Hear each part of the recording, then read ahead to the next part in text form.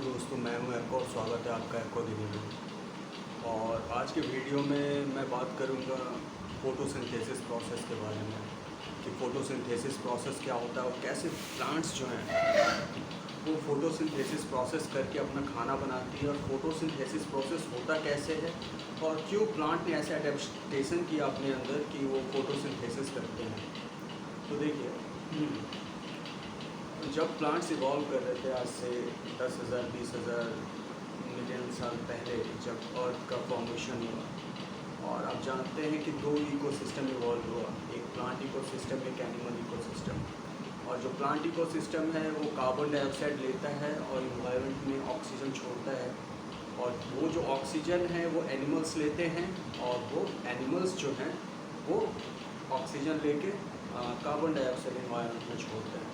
तो ये दो इकोसिस्टम है जो आपस में एक साथ मिल के रहता है, और इन दोनों इकोसिस्टम में जो प्लांट्स हैं वो सबसे कॉम्प्लेक्स क्रिएचर्स हैं, और सबसे कॉम्प्लेक्स क्रिएचर होने का एक कारण है क्योंकि ये जो प्लांट्स होते हैं ना, ये मूव नहीं कर पाते, एक जगह पे स्टेशनरी होते हैं, और इस कारण से इनका जो बेसिक स्ट्रक्चर है, एनाटॉमी है, ये बहुत ज़्यादा कॉम्प्लेक्स है। तो इसी कॉम्प्लेक्सिटी के बारे में, इसी एनाटॉमी के बारे में, और वो कैसे फोटोसिंथेसिस प्रोसेस करके अपना खाना बनाते हैं, इस प्रोसेस के बारे में मैं आपको बताऊंगा इस वीडियो में। अब देखिए, कोई भी एक प्लांट है, कोई भी एक ट्री का एग्जांपल ले लीजिए। अब आप जानते हैं कि ट्री में फोटोसिंथेसिस होता है। फोटोसिंथेसिस कैसे होता है? अब मान लीजिए हमारा जो डे साइकिल है, हमारा जैसे डे साइकिल है एनिमल्स का, वैसे प्लांट्स का भी डे साइकिल होता है। सुबह होता है, मॉर्निंग होता है, दोपहर होता है, शाम होता है और रात होता है। ये जो 5 पहर हैं ये होते हैं, जैसे सबका दिन होता है वैसे दिन होता है प्लांट्स के लिए भी। मगर प्लांट्स का ऐसा एनाटॉमी है, इन लोगों ने इतना ज़्यादा एवोल्यूशन कर लिया प्लांट्स ने, ट्रीज़ ने, कि इनका जो एवोल्यूशन है और इनका जो complexity of food making process है और इनका जो कॉम्प्लेक्सिटी ऑफ बॉडी है वो एनिमल्स के कंपैरिजन में वो बहुत ही ज़्यादा कॉम्प्लेक्स है। देखिए होता क्या है, फोटोसिंथेसिस प्रोसेस क्या होता है। देखिए फोटोसिंथेसिस प्रोसेस होता है कि देखिए प्लांट्स जो हैं, कोई भी प्लांट्स जो है उनका रूट्स जो बेस होता है, वो बेस में उनका रूट्स होता है। वो रूट्स अपने मिनरल्स और जितना भी खाना है वो एब्जॉर्ब करते हैं, और वो क्या बोलते हैं, फोटोसिंथेसिस करते हैं। ये बेसिक आपको पता है। अब मैं आपको बताता हूँ। देखिए फोटोसिंथेसिस प्रोसेस होता कैसे है। तो मान लीजिए जो सबसे सुबह का टाइम क्या होता है, डॉन, जिसको भोर का पहर कहते हैं। अब भोर के पहर में क्या होता है? भोर के पहर में होता है कि मान लीजिए सुबह और दिन भर का जितना गर्मी है वो जब रात होती है तो सारा गर्मी ठंडा हो जाता है, इन्वायरमेंट ठंडा हो जाता है, और इन्वायरमेंट ठंडा होने के साथ साथ वातावरण में जितना भी वो वाटर वेपर है, ऐसा थोड़ी है कि इन्वायरमेंट गर्म हो रहा है तो जो ज़मीन पे पानी वानी है वो उमस ऊपर नहीं जाते, वो भी गर्म होके वाटर वेपर बनते हैं और वो इन्वायरमेंट में चले जाते हैं जब धूप होता है तो। और जब रात होता है तो वो धीरे धीरे ठंडे होने लगते हैं, और एकदम सुबह का पहर जब एकदम लगभग 3 से 4 बजे का टाइम होता है, उसको कहते हैं डॉन का टाइम। डॉन मतलब भोर का पहर, क्या कहते हैं, ब्रह्म मुहूर्त, जो अगर हिंदी भाषा में बोली जाए तो ब्रह्म मुहूर्त कहते हैं उसको। तो उस टाइम पे वो जितनी एटमॉस्फेयर का वाटर वेपर है वो ठंडा होके धीरे धीरे नीचे आता है, और जितने ट्रीज़ होते हैं ना, ट्रीज़ के लीव्स पे जमा हो जाता है। अब आप बोलिए कि सर ट्रीज़ के लीव्स पे जमा होता है, ये आप मेरे को क्यों बता रहे हैं? तो देखिए इसका एक पर्टिकुलर कारण है, उनके एवोल्यूशन, ट्रीज़ के एवोल्यूशन में ऐसा हुआ है कि वो जमा होना एक बहुत ही इम्पॉर्टेंट फैक्टर प्ले करता है फोटोसिंथेसिस प्रोसेस में। तो होता ये है कि जब रात के टाइम पे मौसम ठंडा होता है, और रात के टाइम पे जब जितना एटमॉस्फेयर में वो वाटर वेपर है वो ठंडा होके ओस बन के जब उन पत्तों पे गिरता है ना, तो पहले तो वो पत्तों को भिगा देता है हल्का सा, और भिगाने के साथ साथ वो धीरे धीरे जमा हो जाता है उसके ऊपर। और आप जानते हैं फोटोसिंथेसिस प्रोसेस जो होता है उसमें जो प्लांट्स के लीव्स होते हैं वो सनलाइट लेते हैं और फोटोसिंथेसिस प्रोसेस करते हैं, मेटाबॉलिज्म जो उनका होता है वो करते हैं, और मेटाबॉलिज्म करने के साथ साथ वो ऑक्सीजन छोड़ते हैं, तो उनमें पोर्स होते हैं, छोटे छोटे पोर्स होते हैं। जो पत्तियाँ होती हैं उनमें छोटे छोटे पोर्स होते हैं। वो पोर्स जो हैं जब वो ओस गिरता है ना उन पे, वो क्लीन हो जाता है, एकदम साफ हो जाता है। और उनका जो रेस्पिरेशन प्रोसेस है, जिसको हम लोग कहते हैं CO2 intake and oxygen outtake, वो प्रोसेस है, वो करने को तैयार हो जाते हैं जब भोर का पहर होता है। तो और उस टाइम अगर आप किसी भी जंगल में जाएँ ना, तो उस टाइम आप अगर किसी भी जंगल में चले जाएँ, जंगल में क्या अगर खेतों में भी चले जाएँ, तो ऐसा फील होगा ना जैसे आप जन्नत में आ गए हैं। इतना मस्त पहर होता है। और जब कोहरा लगा हो और आप किसी जंगल में घूम रहे हैं, वो भी अकेले, तो उस टाइम ऐसा लगता है ना कि यार मुझे तो जन्नत दिख गया, एकदम जीते जी जन्नत दिख गया। तो वो वैसा पहर होता है। और उस टाइम मान लीजिए आप, उस टाइम का जो पहर है, उस टाइम पे जब पत्तियों पे ओस गिरती है ना, तो पत्तियों का वो जो पोर्स होता है उसको पूरा साफ़ कर देती है, पूरा क्लीन कर देती है, ताकि वो रेस्पिरेशन अच्छे से कर सके। ये इनका जेनेटिक एवोल्यूशन हुआ है ऐसा।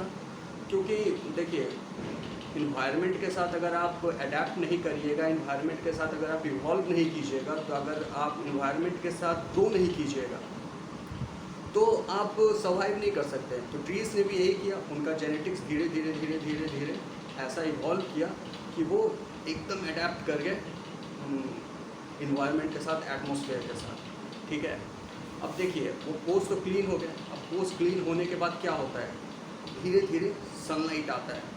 भोर के बाद मॉर्निंग का टाइम होता है, सनलाइट आता है। तो वो जो डॉन का टाइम है ना, वो ट्रीज़ के लिए एक तरीके से ट्रिगर है।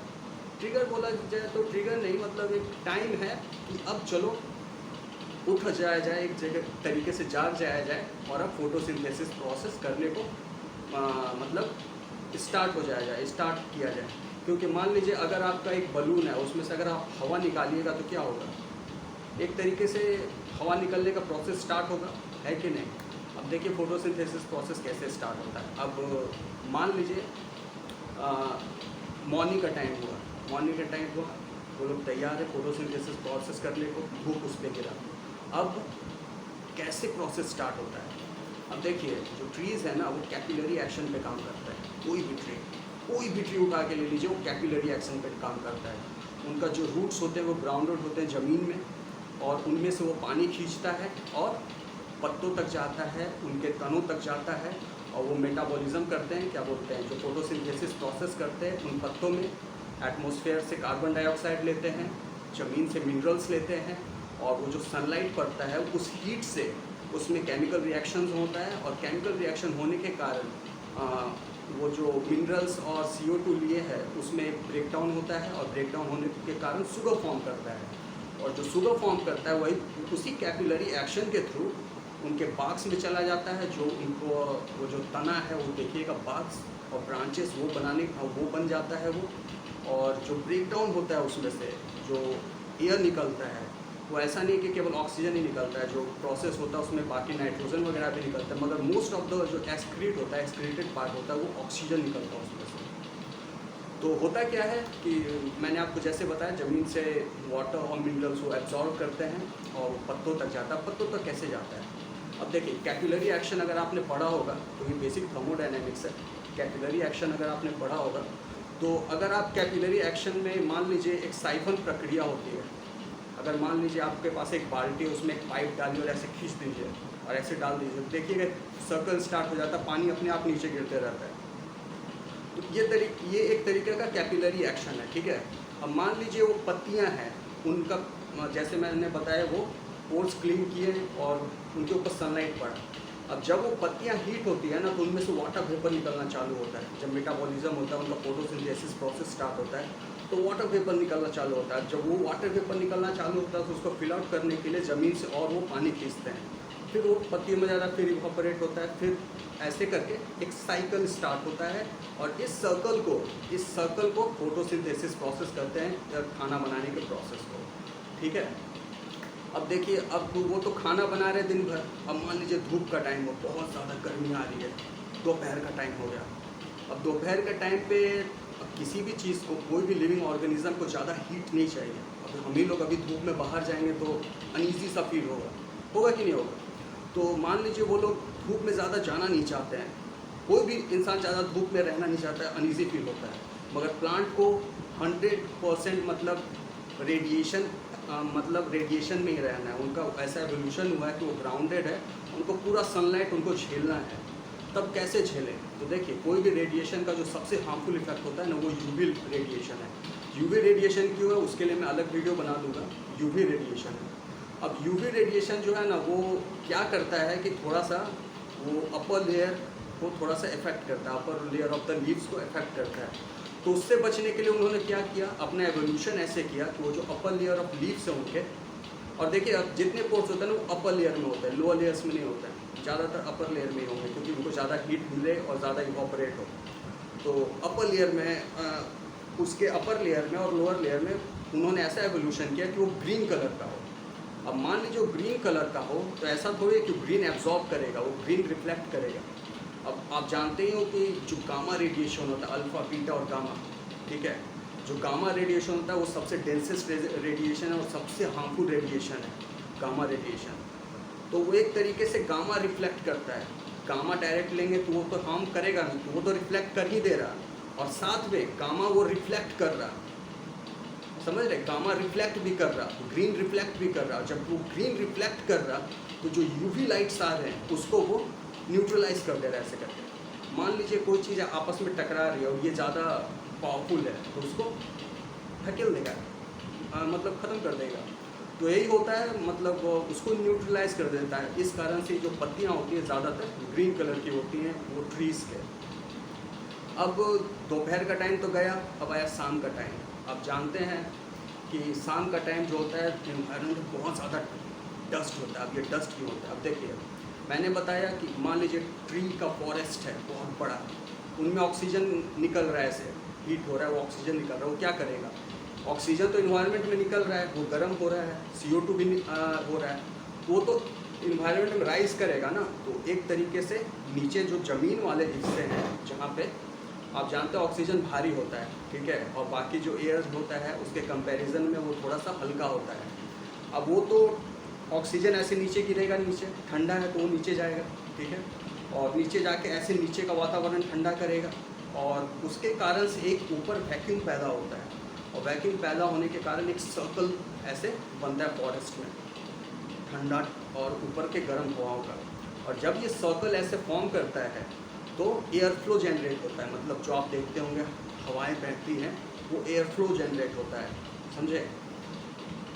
वो एयर फ्लो जनरेट होता है, और जब एयर फ्लो जनरेट होता है ना तो साथ में एयर फ्लो के अब मिट्टी है, डस्ट है, ये भी इन्वायरमेंट में जमा हो जाती है, तो इन्वायरमेंट में उड़ते रहती है। और जब शाम का टाइम होता है, धीरे धीरे शाम हो जाता है, जब फोटोसिंथेसिस प्रोसेस धीरे धीरे स्लो होने लगता है, सनलाइट डाउन हो जाता है, तो हवाएं देखिएगा धीरे धीरे रुक जाती है। उस टाइम पे जितना डस्ट पार्टिकल है वो जाके पत्तियों पे जमा हो जाता है।